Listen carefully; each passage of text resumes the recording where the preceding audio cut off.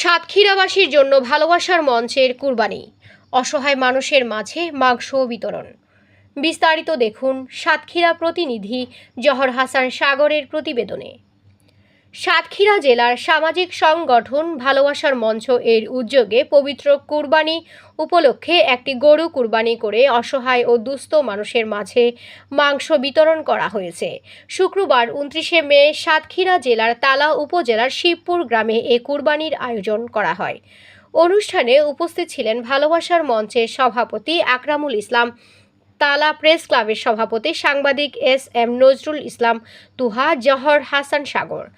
আয়োজকরা জানান, ধর্ম বর্ণ নির্বিশেষে মানুষের পাশে দাঁড়ানো এবং দেশের মানুষ ও মাটির প্রতি ভালোবাসা ছড়িয়ে দেওয়ার প্রত্যয় থেকেই তাদের এই আয়োজন।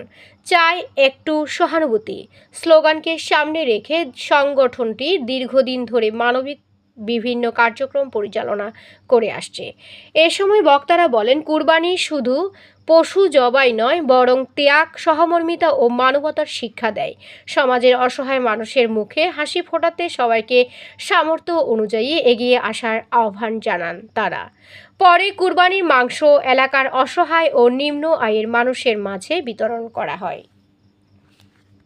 Desk news, HT Bangla.